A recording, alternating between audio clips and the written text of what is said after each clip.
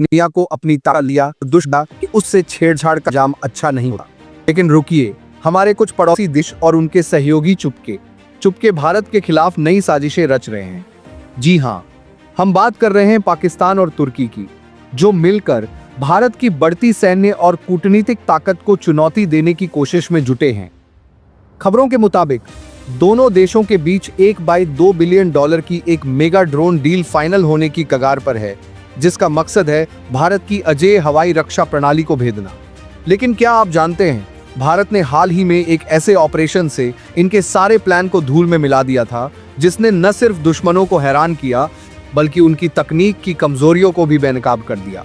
ये था ऑपरेशन अग्निसन्नाद, जिसने भारत की सैन्य शक्ति को एक नया इतिहास रच दिया। तो आइए इस खबर को गहराई से समझते हैं, इस ऑपरेशन की पूरी कहानी जानते हैं और ये देखते हैं कि आखिर क्यों तुर्की और पाकिस्तान को अपनी रणनीति को फिर से रिवैम्प करना पड़ रहा है।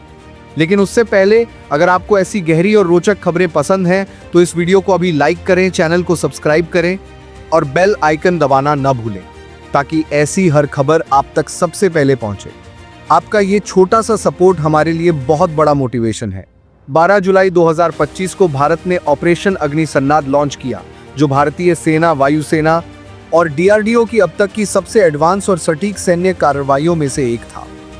इस ऑपरेशन का मकसद था पाकिस्तान और पीओके में छिपे 18 आतंकी ठिकानों को पूरी तरह नेस्तनाबूद करना, जो भारत के खिलाफ आतंकी हमलों की साजिश रच रहे थे। इन ठिकानों में लश्कर ए तैयबा और जैश ए मोहम्मद जैसे संगठनों के हाई वैल्यू टारगेट शामिल थे, जो जम्मू कश्मीर और पंजाब में सैन्य और नागरिक ठिकानों पर हमले की योजना बना रहे थे। भारतीय सेना ने इस ऑपरेशन को इतनी चतुराई और रफ्तार से अंजाम दिया कि दुश्मन को जवाब देने का मौका तक नहीं मिला। इस मिशन में भारत ने अपनी स्वदेशी तकनीकों का जबरदस्त इस्तेमाल किया, जिसमें laser guided missile system, AI based swarm drone और भारत का सबसे घातक हथियार वज्र कवच डिफेंस सिस्टम शामिल था। इस सिस्टम ने न सिर्फ दुश्मन के ड्रोन हमलों को नाकाम किया, बल्कि उनके सैटेलाइट कम्युनिकेशन और रडार सिस्टम को भी पूरी तरह जाम कर दिया। इस ऑपरेशन के दौरान पाकिस्तान ने तुर्की के बनाए 450 से ज्यादा ड्रोन तैनात किए, जिनका टारगेट था भारत के श्रीनगर, जम्मू, अमृतसर, जोधपुर और बीकानेर जैसे सैन्य ठिकाने।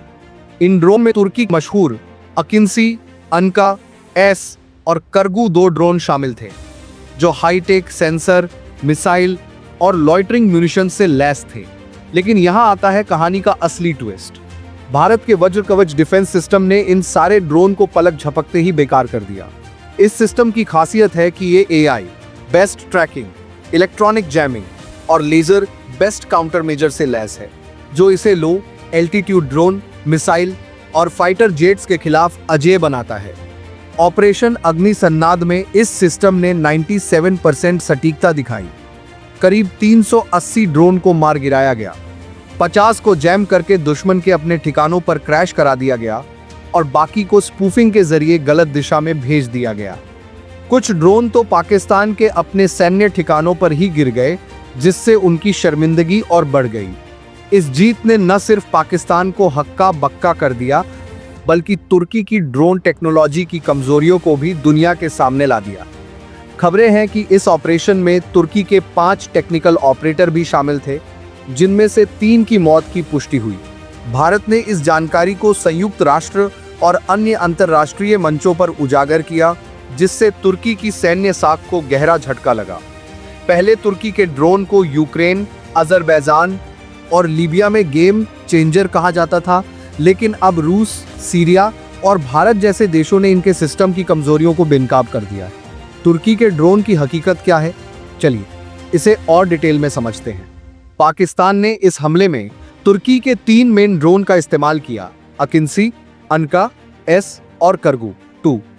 अकिंसी तुर्की का सबसे एडवांस ड्रोन है, जो 6 टन तक पेलोड ले जा सकता है, 250 किलोमीटर की रेंज रखता है और सैटेलाइट कम्युनिकेशन से कंट्रोल होता है। ये drone high resolution imaging, laser guided bomb और एंटी टैंक मिसाइल से लैस है। अनका एस एक मीडियम एल्टीट्यूड ड्रोन है, जो 24 घंटे तक हवा में रह सकता है और 200 किलोमीटर की रेंज में ऑपरेट करता है। इसे तुर्की की बायकर कंपनी बनाती है जिसके मालिक तुर्की के राष्ट्रपति रिसेप तय्यिप एर्दोआन के रिश्तेदार हैं। करगू एक लॉइटरिंग म्यूनिशन ड्रोन है जिसे कामिकेज ड्रोन भी कहते हैं। ये 2 घंटे तक हवा में मंडराता रहता है और सटीक हमले के लिए जाना जाता है। इसकी खासियत है कि ये छोटे टारगेट जैसे बंकर, वाहन या कमांड सेंटर को नष्ट कर सकता है। लेकिन भारत के वज्र कवच सिस्टम ने इन सभी ड्रोन को पूरी तरह नाकाम कर दिया। इस सिस्टम में AI, based real time tracking, multi layer jamming और हाई पावर लेजर सिस्टम शामिल है, जो इसे दुनिया के सबसे एडवांस डिफेंस सिस्टम्स में से एक बनाते हैं। इसकी तुलना इजराइल के आयरन डोम और रूस के S-400 से की जाती है। लेकिन वज्र कवच की खासियत ये है कि ये पूरी तरह स्वदेशी है और भारत की भौगोलिक और सैन्य जरूरतों के हिसाब से डिजाइन किया गया है। इस हार से तुर्की और पाकिस्तान सकते में हैं। अब दोनों देश अपनी रणनीति को रिवैम्प कर रहे हैं और $1.2 बिलियन की एक नई ड्रोन डील पर काम कर रहे हैं। इस डील में 600 अकिंसी ड्रोन, 800 करगुगोमा 2 लॉइटरिंग म्यूनिशंस और 100 नए अनका X ड्रोन शामिल हैं। अनका X तुर्की का लेटेस्ट ड्रोन है जो 300 किलोमीटर की रेंज और 30 घंटे की उड़ान क्षमता रखता है। इसके अलावा इस डील में electronic warfare system, cyber attack tools और AI बेस्ड टारगेटिंग सॉफ्टवेयर भी शामिल हैं, जिनका मकसद भारत के डिफेंस सिस्टम को चकमा देना है। तुर्की और पाकिस्तान ने अपनी सैन्य साझेदारी को और गहरा करने का फैसला किया है। हाल ही में तुर्की के रक्षा मंत्री हुलूसी अकार और पाकिस्तान के army chief general Saeed Ahmed के बीच इस्लामाबाद और अंकारा में कई हाई लेवल मीटिंग्स हुई। इन मीटिंग्स में न सिर्फ ड्रोन डील पर बात हुई, बल्कि दोनों देशों ने joint military training, intelligence sharing और साइबर वॉरफेयर पर सहयोग बढ़ाने का प्लान बनाया। तुर्की ने पाकिस्तान को अपने सैन्य सैटेलाइट डेटा और रियल टाइम इमेजिंग तकनीक शेयर करने का वादा किया है।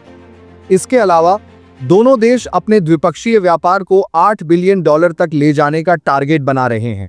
तुर्की की कंपनियां अब पाकिस्तान के डिफेंस, एविएशन और इंफ्रास्ट्रक्चर सेक्टर में $2 बिलियन का निवेश करने की योजना बना रही हैं। लेकिन सवाल ये है कि क्या ये नई डील वाकई भारत के लिए खतरा बन पाएगी? दोस्तों, भारत वो देश है जो हर चुनौती का जवाब ताकत, तकनीक और समझदारी से देता है। ऑपरेशन अग्नि सन्नाद की कामयाबी के बाद भारत ने अपनी डिफेंस टेक्नोलॉजी को और मजबूत करने का फैसला किया है। हाल ही में भारत ने स्वदेशी ड्रोन क्रांति मिशन लॉन्च किया, जिसके लिए $500 मिलियन का बजट रखा गया है। इस मिशन के तहत Bharat AI best swarm drone, high altitude surveillance drone और अंडर वाटर ड्रोन डेवलप कर रहा है। इसके अलावा वज्र कवच सिस्टम को और अपग्रेड किया जा रहा है, जिसमें new generation laser, microwave based counter measure और 5G बेस्ट कम्युनिकेशन सिस्टम शामिल होंगे। भारत को इजराइल, अमेरिका और फ्रांस से भी ड्रोन और एंटी ड्रोन टेक्नोलॉजी में सपोर्ट मिल रहा है, जिससे हमारे ड्रोन की सटीकता और प्रभावशीलता और बढ़ेगी। भारत ने कूटनीतिक और आर्थिक स्तर पर भी जवाब देना शुरू कर दिया है। भारत में बॉयकॉट तुर्की कैंपेन तेजी से वायरल हो रहा है, जिसमें लोग तुर्की के प्रोडक्ट्स जैसे टेक्सटाइल, इलेक्ट्रॉनिक्स और टूरिज्म सर्विसेज का बहिष्कार कर रहे हैं। भारत ने मिडिल ईस्ट में सऊदी अरब, UAE और कतर जैसे देशों के साथ अपनी डिप्लोमेसी को और मजबूत किया है, जो तुर्की के क्षेत्रीय प्रभाव को कम कर रहा है। भारत ने तुर्की और पाकिस्तान की सैन्य साझेदारी को संयुक्त राष्ट्र, क्वाड और अन्य अंतर्राष्ट्रीय मंचों पर उठाया है, जिससे दोनों देशों पर दबाव बढ़ रहा है। इसके अलावा भारत ने अपनी ड्रोन इंडस्ट्री को बूस्ट करने के लिए 100 स्टार्टअप्स को फंडिंग दी है, जो 2030 तक भारत को दुनिया का सबसे बड़ा ड्रोन मैन्युफैक्चरिंग हब बनाने की दिशा में काम करेंगे। तुर्की और पाकिस्तान की इस नई डील से दक्षिण एशिया में तनाव बढ़ने की आशंका है, लेकिन भारत की सैन्य और तकनीकी ताकत को देखते हुए ये साफ है कि भारत हर चुनौती के लिए तैयार है। वज्र कवच, डिफेंस सिस्टम और स्वदेशी ड्रोन क्रांति मिशन जैसे प्रोग्राम्स भारत को इस क्षेत्र में अजेय बनाते हैं। भारत का ड्रोन इंडस्ट्री पहले से ही तेजी से बढ़ रहा है और 2030 तक भारत का लक्ष्य है कि वो 50,000 स्वदेशी ड्रोन का उत्पादन करे, जो जमीन, हवा और समुद्र में ऑपरेट कर सकें। ऑपरेशन अग्नि सन्नाद ने यह साबित कर दिया कि भारत न सिर्फ अपनी सीमाओं की रक्षा कर सकता है, बल्कि दुश्मन की हर चाल को उनकी ही तकनीक से मात दे सकता है। लेकिन सवाल ये है कि भारत को इस नई ड्रोन डील और तुर्की पाकिस्तान की साझेदारी का जवाब और कैसे देना चाहिए। क्या भारत को अपनी ड्रोन टेक्नोलॉजी में और निवेश करना चाहिए? क्या हमें कूटनीतिक स्तर पर और सख्त कदम उठाने चाहिए, जैसे तुर्की के खिलाफ ट्रेड सैंक्शंस? या फिर भारत को अपने स्वदेशी डिफेंस स्टार्टअप्स को और बढ़ावा देना चाहिए? अपनी राय कमेंट बॉक्स में जरूर बताएं। और अगर आपको ये वीडियो पसंद आया तो इसे लाइक करें, अपने दोस्तों और फैमिली के साथ शेयर करें और चैनल को सब्सक्राइब करना न भूलें। जय हिंद।